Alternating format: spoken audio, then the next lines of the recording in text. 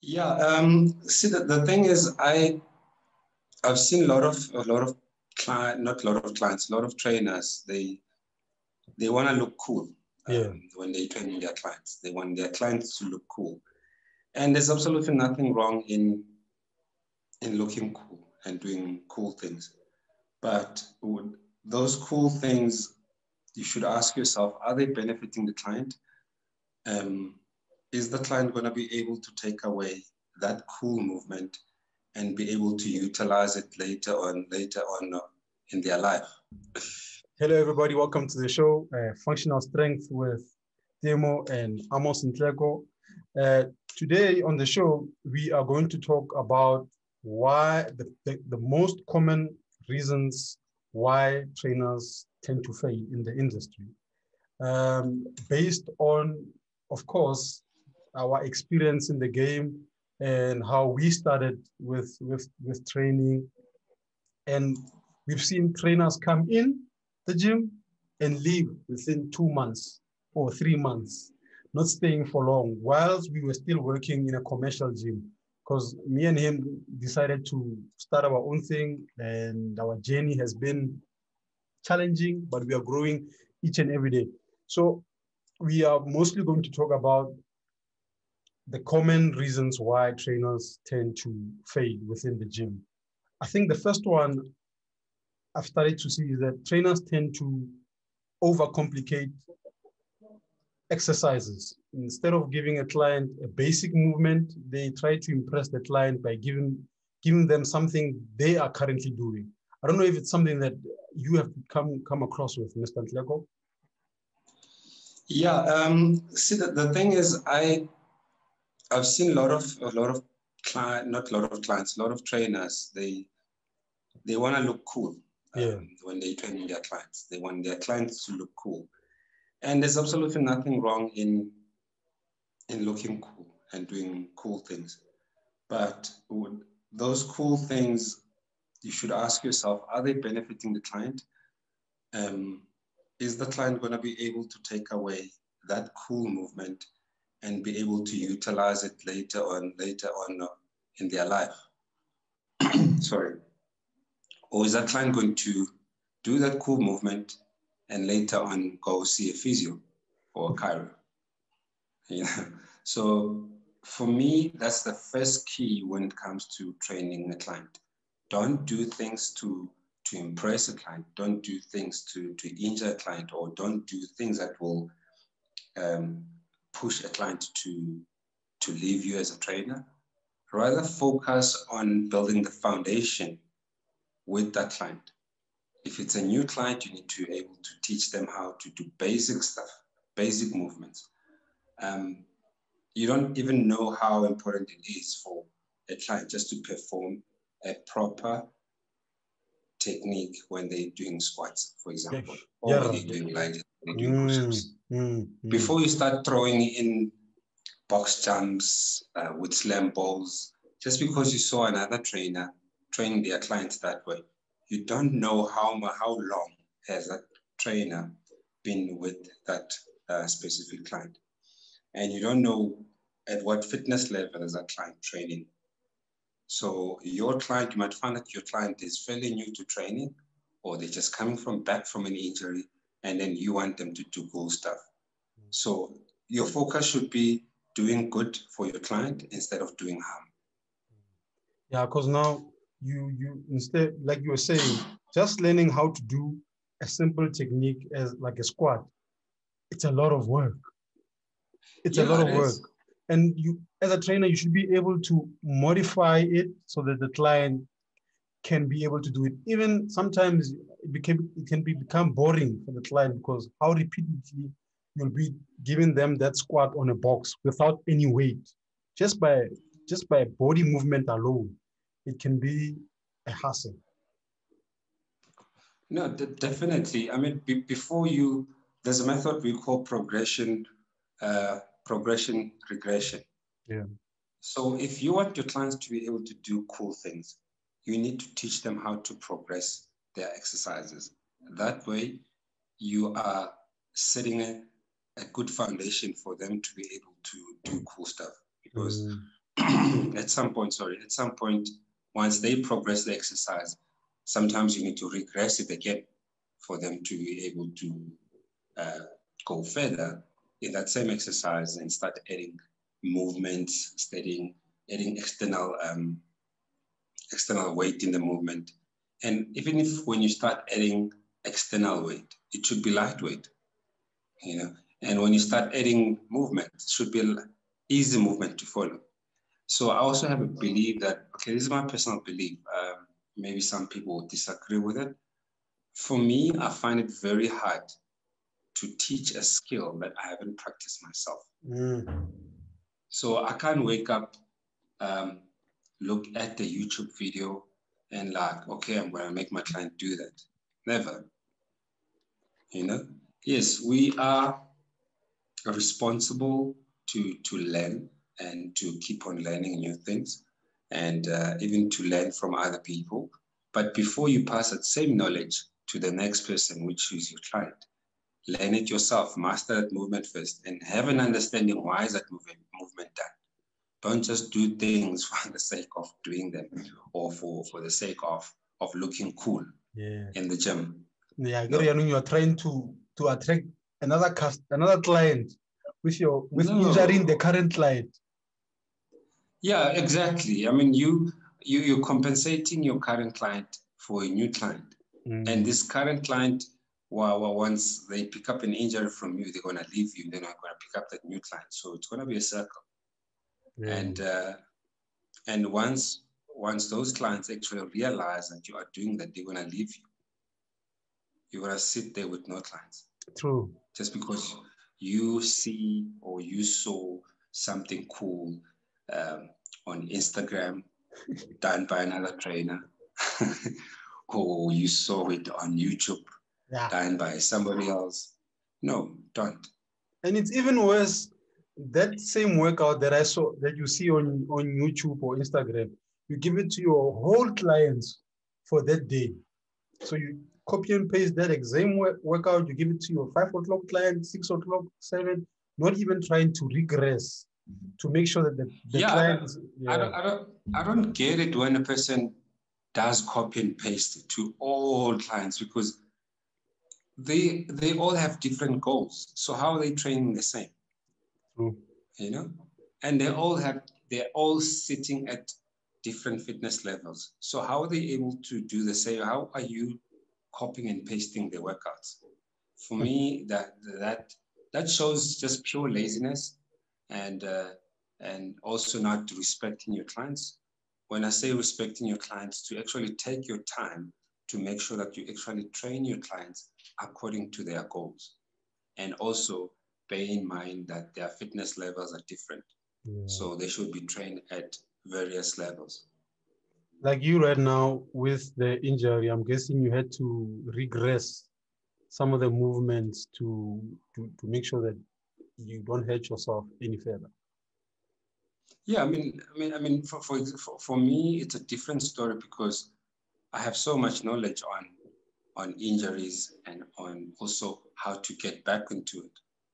You know, and I would know exactly where to start. Sometimes, depending on the level of the injury, I could start where I stopped, you know, or I could just go 2 steps back. So, but with my current injury, because it was a strain, so when it comes to explosive movements, I've taken it easy so that I allow the body to slowly get back into training again. Then I can start where I left off and pick up from there. Okay, so the second one is something that I have always struggled with, undervaluing myself, or trainers undervaluing themselves, charging less than what they actually should be charging. I think when I started the house calls, I called you, I'm like, hey, Chief, how much exactly should I be charging for these things? Because it seems like I'm charging too little. Or actually, I thought I'm charging too much. Yes. I'm not charging the way I should be charging. For somebody who's been working so long, and the amount of time and effort that I've been putting with my craft. So it turns out that Demon has been undervaluing himself for a very, Very long time. for a very long time. I think when I started out at the gym, I charged less and I had a lot of clients. I think that is one of the things that we tend to make. We charge less and then we have a lot of clients. And it looks as if you're making a lot of money, but actually you are not. You're not, yeah. You're not. Because Amos can have 10 clients and he will still beat you in the game. He'll still beat you. He has 10 clients. When you have 20 or 30 clients, you get in the gym at 5, you leave the gym at 9 because you have so many clients that you are charging 200, where else another trainer is charging 350 or 250, yes. Where now you are busy at 200. The only way you're going to survive, or especially if you are paying rent, is worse. Yeah. Yeah, it's hectic. It's hectic.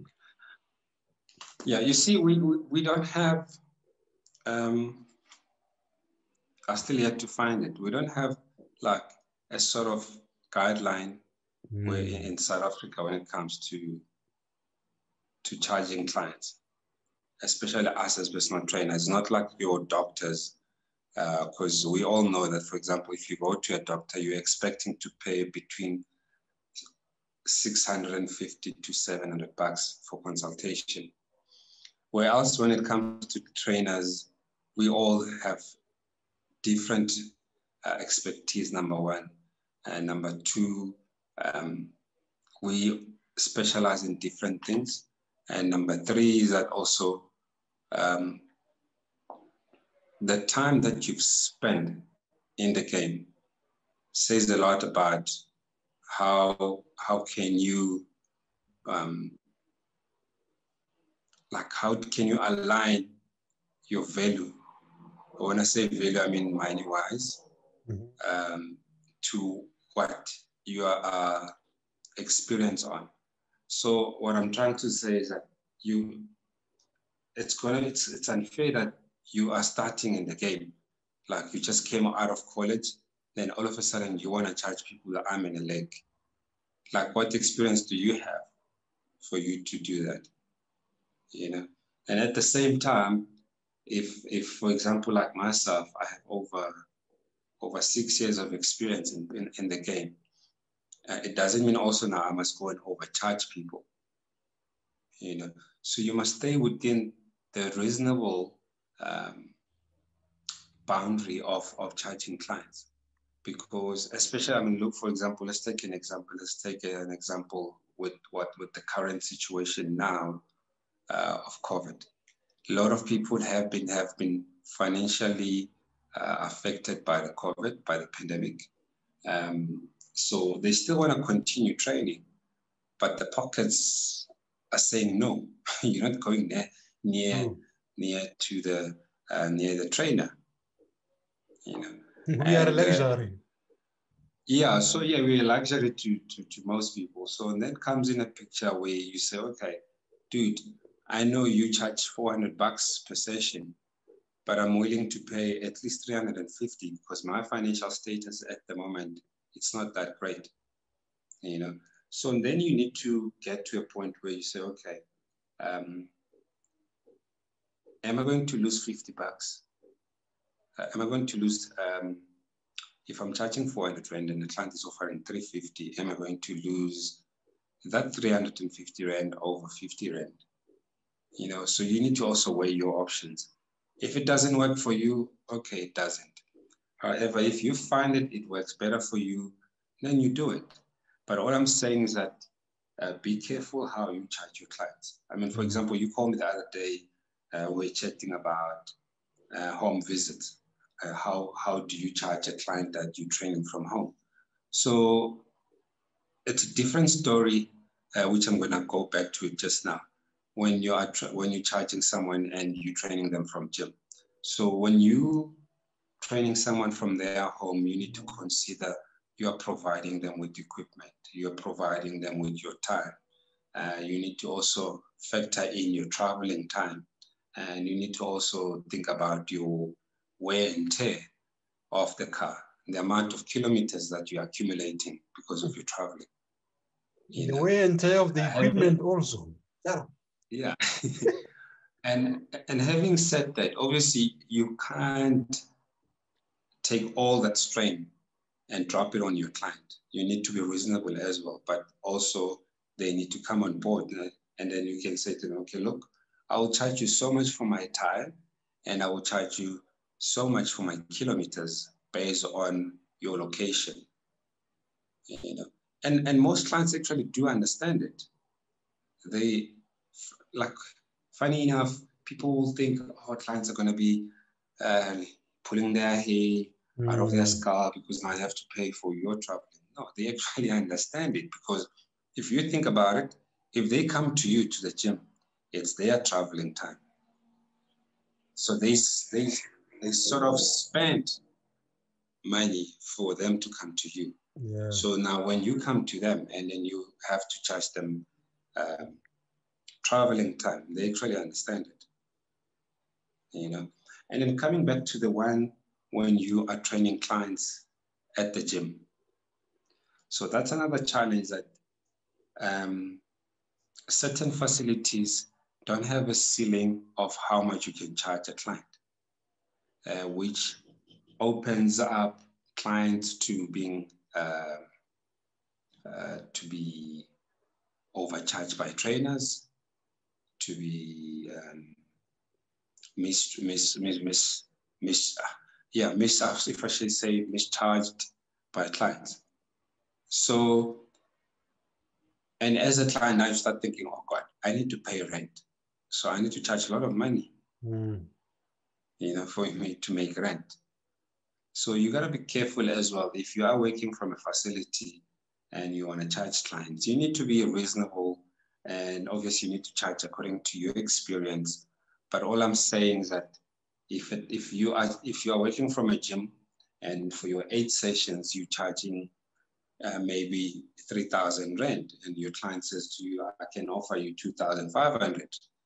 Dude, for me is that, okay, I don't want my services to be undermined. Okay. However, I do open a room for negotiations, because clients do negotiate. It's not the same as you saying, oh, I charge 3,000 rand for 8 sessions.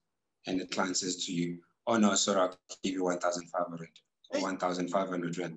That doesn't cut it. Yeah, true. Oh, lie. No. Yeah, it's like killing your business. Oh, it's like, no, dude, come on. You know, there's no room for negotiations. Yeah. You know, because also if you start negotiating too much and for too little money, they undermine you. And that means you don't value your business, you don't value yourself, you don't value your expertise. And people are like, oh, there's someone at this all. Yeah, no, you know? True. But when you get a client that actually understand that you need to pay rent, and rent is X amount of money, when you start telling them, dude, I'm paying rent of 12 grand a month, they're like, now we understand why you're charging so much, and they actually pay it. And sometimes, Bramos, you give a client how much your session is, and they're like, oh, I thought it was a bit more than that. And then you're like, yeah. That's when you start scratching your head. Or maybe I should have went for that amount I actually wanted to charge. Yeah. Instead of the other one. Look, if you are at a certain number of years of being in the game, and you have so much years of experience, dude, and charge what you believe your craft is worth, you know, and then the client can say, okay, let's negotiate. Yeah. Because if you undermine your craft, that means you're undermining yourself, and no one's going to take you serious. True. Yeah. True. Now the third one is something that I've learned with training a lot of CEOs, people who are in higher positions, when not being in control, not showing that you are confident with what you are doing.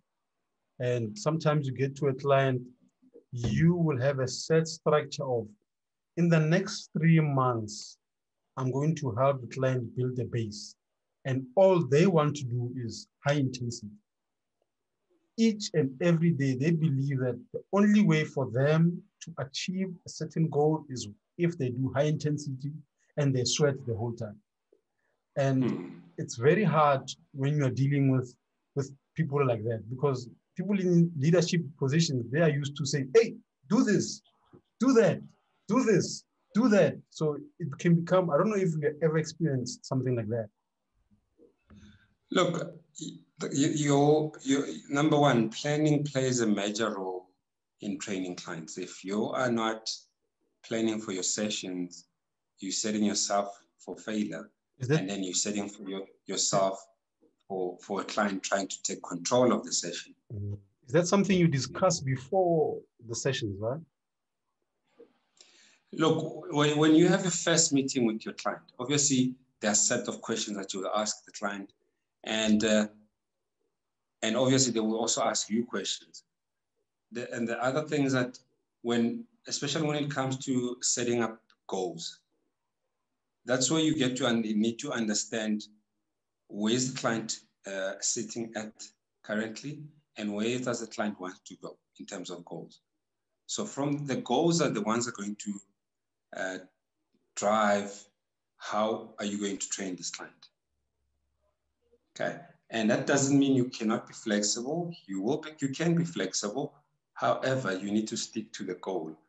If your client wants to be able, for example, if your client wants to lose weight and they want to be strong, obviously your type of training will be focusing on high intensity training, strength training, and you can also advise your client that, you know what, you also need to do a bit of flexibility in your workouts.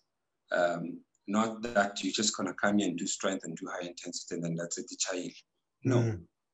You know, because, I mean, to start off, the client came to you because they believe in you and they believe that you can help them.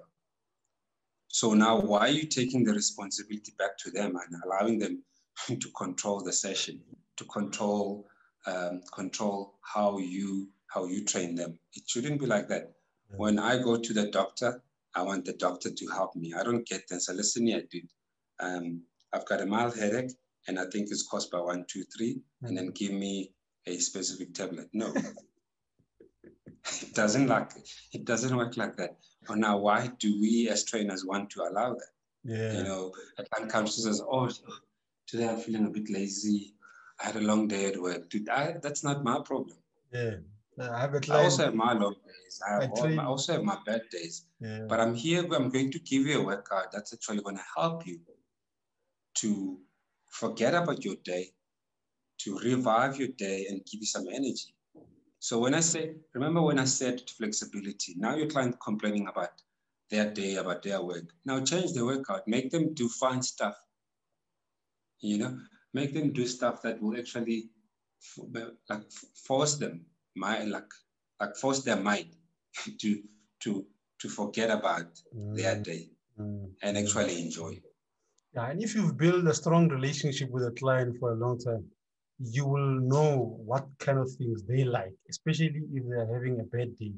You'll know, he likes running this one. So let me take him outside today. And see, but that's why it's very important when at the beginning of the meeting or the first meeting you have with your client to ask all those questions. You know, from those questions, you'll be able to build a solid relation with your client and like a mind, like a relation that will help you as a trainer actually to understand the client better. And if you understand the client better, it's going to be easy for you to train the client. And the client's not going to take control over your sessions. Mara, I think that's one of those attributes. You have to be confident. I think it draws back to undervaluing ourselves, to what we just spoke about now. You need to be confident with yourself. Yeah, like remember the other day we were chatting with you. Be confident, but don't be cocky. Yeah. Yeah, exactly. So if you can learn the skill of doing that, you are sorted. Yeah, Because some true. people think that being cocky is being confident. It's not. They confuse And the two. don't bully your client as well. Yeah, I know. Yeah, straight. Yeah. Number 4 is growth mindset. A lot of trainers, since Agria, Steve Cates, PG, that's it. That's all they have for the last 6 years of their life. That's all they don't have.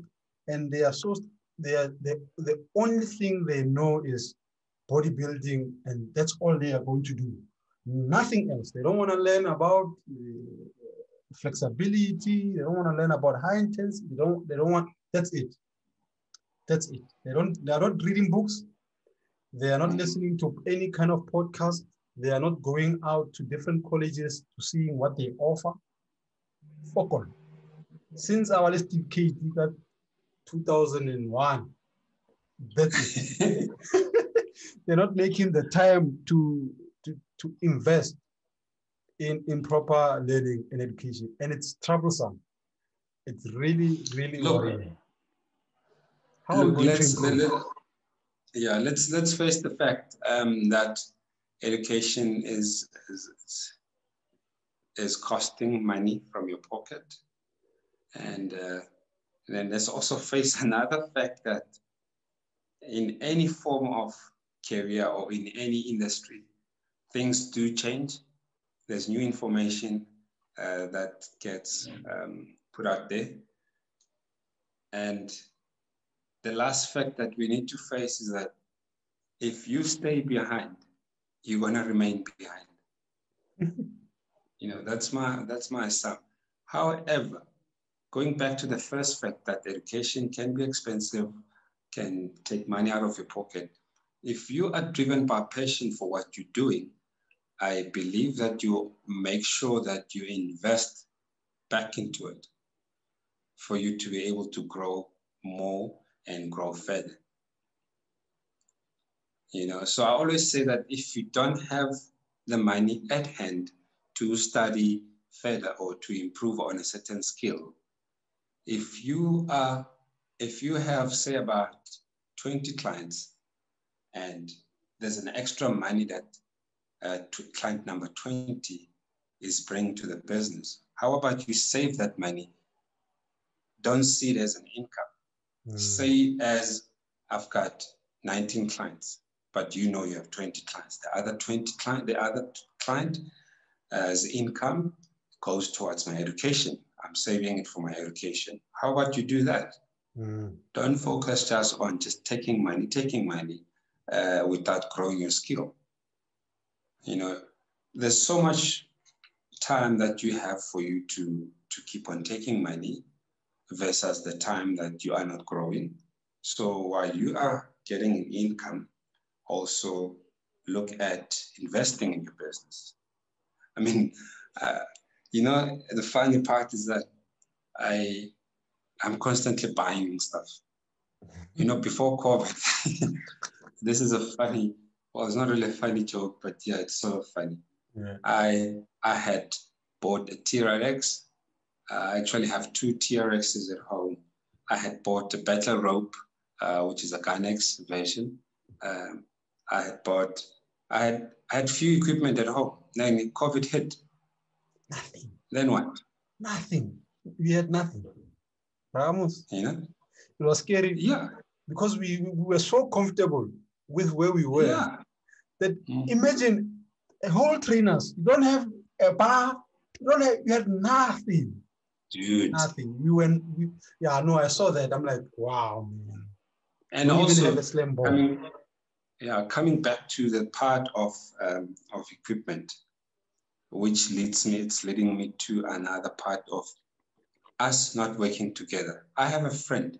He runs a private gym.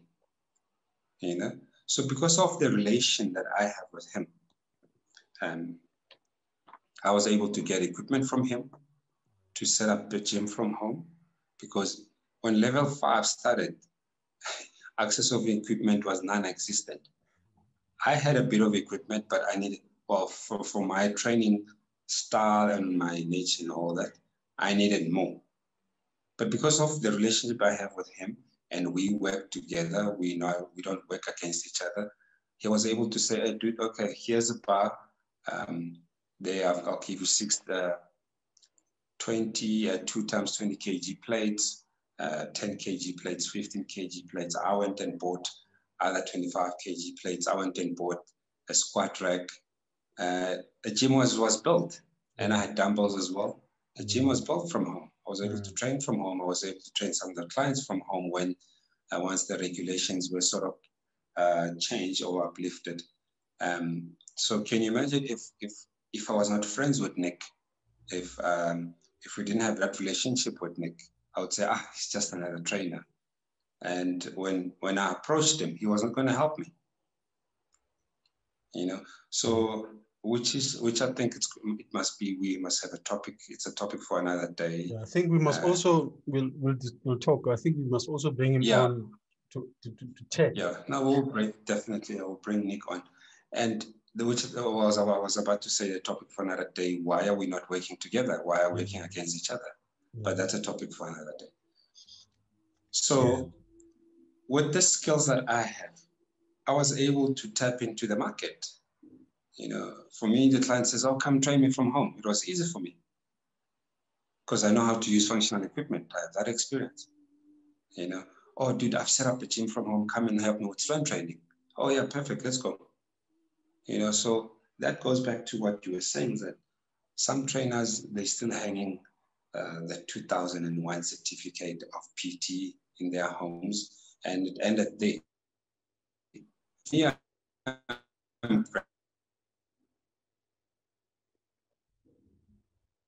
grateful that I'm out of the HMC in return, and I'm also a tutor for them. But I was saying in return, I'm able to get education for free, which is a bonus for me. So I utilize that. Every year they allow me to study at least 3 courses. You got cut. Someone will say, where was that? So lucky and whatnot. Which college is that? Which college is that? Bramos, you got cut for a second then? It's HFPA. Yeah. So someone will say, you're so lucky. It's not necessarily lucky. So if I was not professional, if I was not doing the things that I do and to build my craft and better my craft, do you think HFPA was going to approach me? They were not going to approach me. So in a way, it's not necessarily lucky. It's what you put in it and what you get out at the end of the day. So if you are going to become this trainer and all that, you're going to get response. The universe is going to respond with that. So, but if you are a professional trainer, even if you start making 100,000 Rand a month or 200,000 Rand a month and you remain humble, the universe is going to see that and will still bring more blessings to you. But if you become this cocky trainer, I'm sorry, the universe is just going to give you what you give out. Yeah. That lockdown allowed us actually to become a lot more creative than ever before. You got to do things. We had to do Zoom sessions. You need to be creative. The client says, dude, I want to train, but I only have a skipping rope and I have a stepper and my body. To come up with we need to come up with a creative, fun workout that will incorporate all those things that the client has. Yeah. You can't say, sorry, dude, you don't have equipment, I can't train you. No. And I think if we were in a better position, me and you, we would have been able to take some of the equipment that we have and giving it to our clients. But because we were so relaxed, we didn't have anything. We couldn't even say, take 2 dumbbells and start. Yeah, look, I was able to give some of my resistant bands and I loaned some of my kettlebells to a few clients. But like you're saying, you only have so much. I mean, if you only have so much, there's only so much to give. So yes, I agree with you. If we had invested better in terms of equipment and more, we would have said, don't worry, I'll give you 2 dumbbells, I'll give you 2 dumbbells, I'll give you 2 dumbbels. we've got to work out. Yeah. You know, Yeah. but at the same time, with the same token, because we are creative, it was not a problem, you know, for us to train clients online. So you need to be creative. Even if you're at the gym, sometimes you will have your workout set for that day.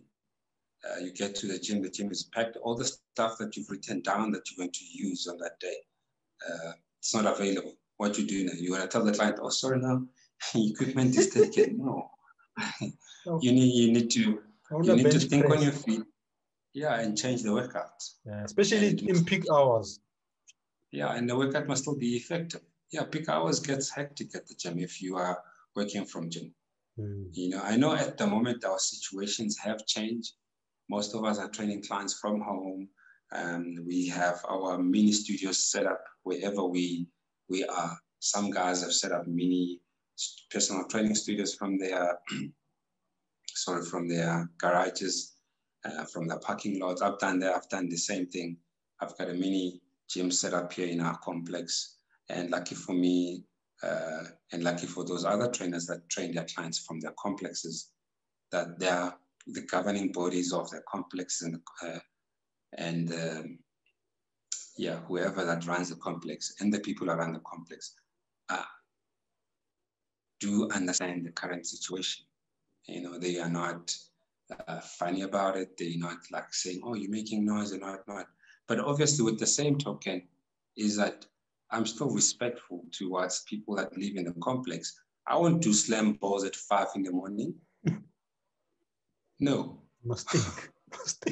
You must think. Yeah. Like, people have allowed me to be in this space to run my business. Now I must also think for them, not for myself only, not just because they're like, it's fine, you can train clients here.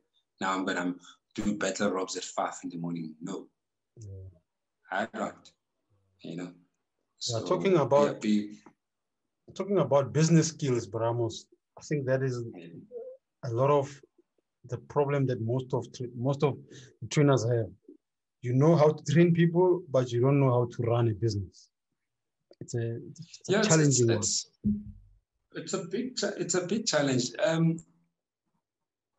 As I've listened to this name, he once said, "I know nothing about business, but I know something about people.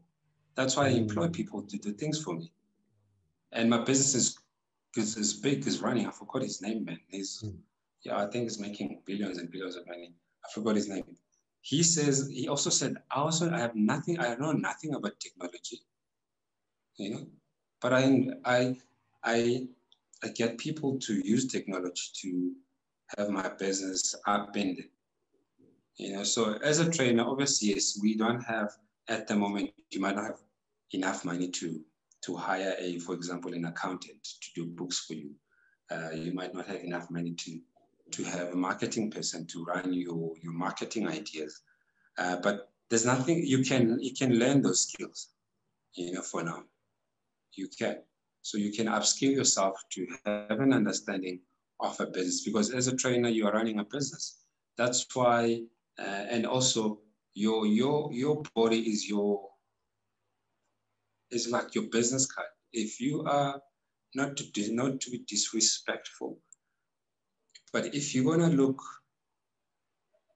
be overweight, and then you tell clients, "Oh, I'm gonna help you to lose weight," do you think they're gonna take you serious?